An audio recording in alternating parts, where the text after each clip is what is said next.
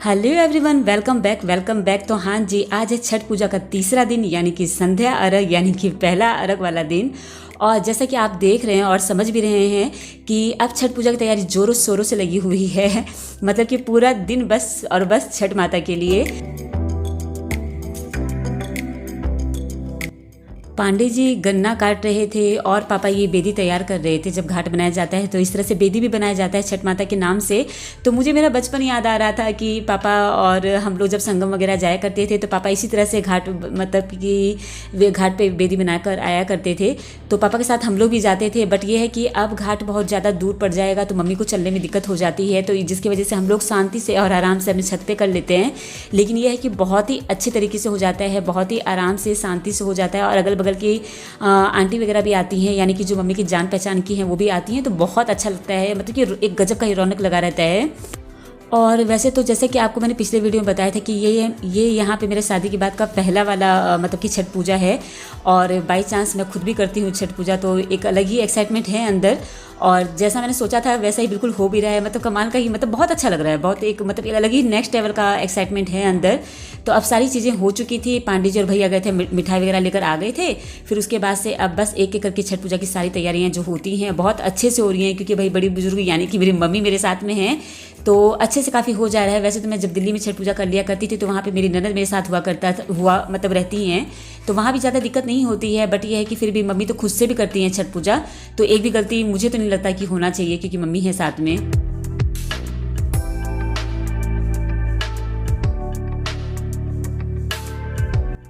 और छठ माता की पूजा में क्या होता है ना कि छोटी छोटी बहुत सारी चीज़ें होती हैं, बहुत सारे नियम कायदे होते हैं जिसे हमें फॉलो करना होता है। तो अगर अकेले आप पूजा करने बैठते हो ना तो बेशक से आपको सारी चीज़ों का नियम कायदा पता है कि कैसे क्या करना है। बट ये ना कि कुछ ना कुछ चीज़ें मतलब कि दिमाग से रह जाती हैं, निकल जाती हैं।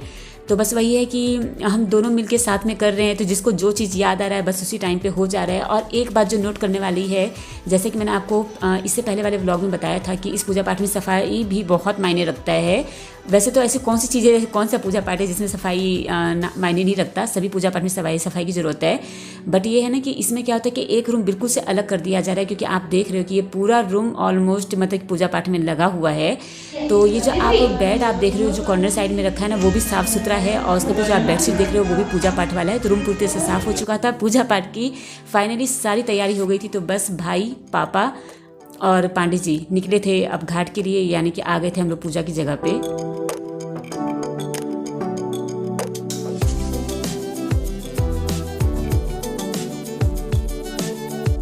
और एक जब बात हो रही है पूजा पाठ की, अर्घ की, तो मैं लगे हाथ ये भी एक्सप्लेन कर देना चाहती हूँ, क्योंकि छठ पूजा तो वैसे आज के डेट पे ऐसा कौन होगा जिसको छठ पूजा के बारे में पता नहीं होगा। बट मैं अपनी तरफ से एक्सप्लेन कर देना चाहती हूँ, क्योंकि जब मैं आपसे ब्लॉग शेयर कर रही हूँ छठ पूजा का, तो इतना तो मेरा राइट बनता है कि मैं आपको इसके बारे में भी कुछ एक्सप्लेन करके बातें बताऊँ। तो छठ पूजा में क्या होता है ना कि जो भी भगवान को आप फल आदि जो भी चढ़ाते हो उसको धो के, ये जो आपके पास छिट्टा होता है जिसे डाला कहते हैं, उसमें रखा जाता है, सूप में रखा जाता है। फिर कपड़े से बांध के जो घाट है आप वहाँ पर लेकर आते हो। और ये देखिए मम्मी के गमले में कितने बड़े बड़े अमरूद पके हुए हैं।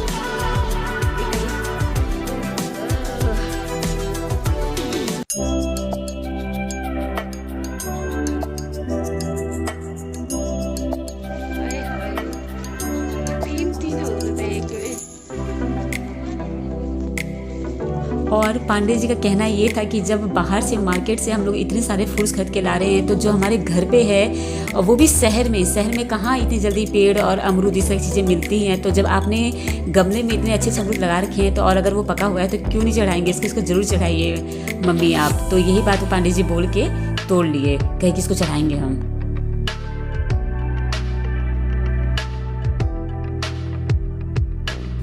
अच्छा, एक बात और है ना कि जब मैं दिल्ली में ये छठ पूजा करती हूँ ना, तो मैं वहाँ पे बेदी नहीं बना पाती हूँ घाट पे। रीज़न ये होता है कि मतलब कि वहाँ पे मतलब एकदम मारामारी सी हो जाती है। हम लोग पार्क में या गार्डन में सरकार की तरफ से व्यवस्थित की जाती हैं, इस तरह के घाट बनाए जाते हैं। तो वहाँ पर ये होता है ना कि एक निश्चित जगह आपको नहीं मिलती है। जैसे कि शाम को अगर मैं जा रही हूँ, इसमें आपको पता है कि 2 बार मतलब अर्घ दिया जाता है, एक संध्या अर्घ होता है, एक सुबह वाला अर्घ होता है। तो जिसको जो जगह मिलती है ना जिस टाइम पे वो वहाँ बैठ जाता है। तो वहाँ पे बेदी यही कारण हो जाती है कि बेदी हम नहीं बना पाते हैं। बट क्योंकि यहाँ पे हमारी अपनी एक निश्चित जगह है तो पापा ने ऑलरेडी 2 मतलब कि यहाँ पे बेदी बना दिया था जिसके ऊपर ये कलश और दिया रखा हुआ है, और इसका भी होना अपना एक अलग ही मायने रखता है। तो बस वही है कि पापा ने बेदी ऑलरेडी बना दिया था, तो बस अपने अपने बेदी पे मैं और मम्मी आ गए थे। इस बार एक औरत और है जो कि मम्मी के साथ कर लिया करती थी, बट इस बार वो नहीं आई, तो मम्मी वही कह रही थी कि मैं अकेले पड़ जाती, इसलिए छठ माता की कृपा से तू यहाँ पर आ गई है। तो मुझे लगा कि मम्मी की बात शायद सही थी, अगर मैं नहीं आती तो मम्मी इस बार अकेले पड़ जाती, क्योंकि एक आंटी है बगल में, वो भी मम्मी के साथ किया करती थी।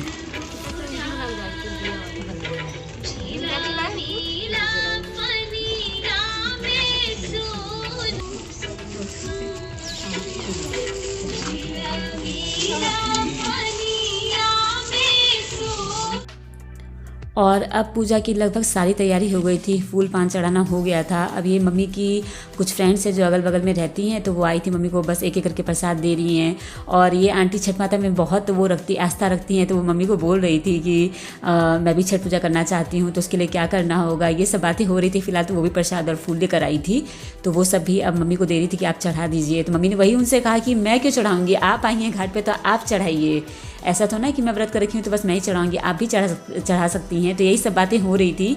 तो मम्मी ने वही उनको कहा था कि छठ माता सबकी है, किसी एक की नहीं है। तो वही है कि पूजा पाठ जब मैं अभी वीडियो एडिट करने बैठी हूँ तो ये बात मैं अभी कह सकती हूँ कि पूजा पाठ काफ़ी अच्छे से हो गया।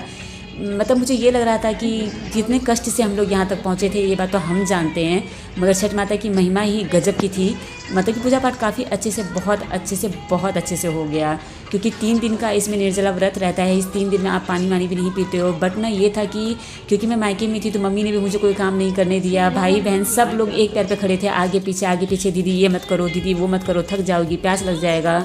तो सच में इस बार के व्रत में ना मतलब कि एनर्जी पूरी है, मतलब नेक्स्ट लेवल की थी, और वीकनेस भी बिल्कुल नहीं हुई, क्योंकि मैं बैठी ही रह गई थी। थोड़ा बहुत जब पापा और भाई घाट जब बना रहे थे मैं उसी टाइम पे यहाँ पर आई थी, क्योंकि भाई व्रत मैं भी करती हूँ तो थोड़ा बहुत तो हाथ लगाना ज़रूरी है, पूजा पाठ में सेवा करना ज़रूरी होता है।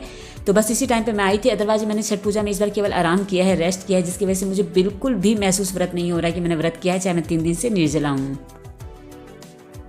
और न सच में छठ माता की न महिमा ही अगम अपार है। मैं जितना बोलूँ उतना कम।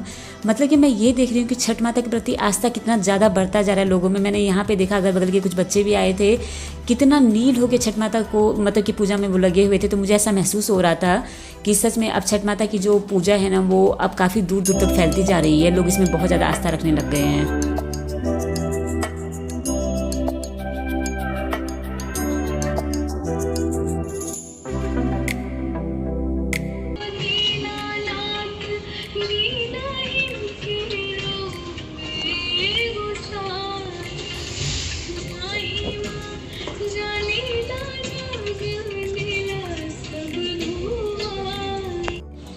नमस्कार दोस्तों, बोलिए छठ मैया की जय। बहुत ही सुंदर आप सबके बीच में मैं छठ गीत लेकर आया हूँ, जो कि सोहर की धुन पर है। आइए आप भी हमारे साथ गाइए।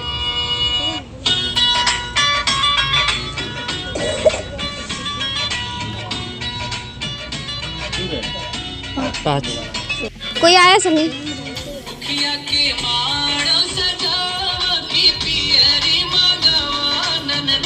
घाट चला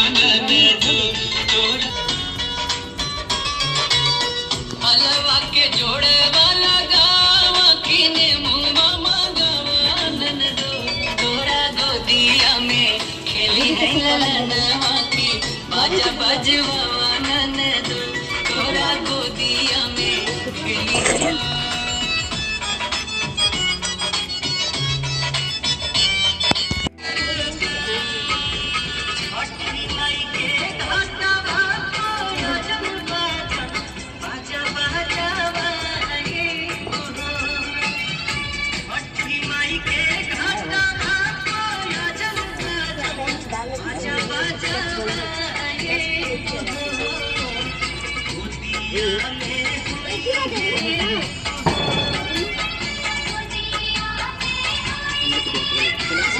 ले लो।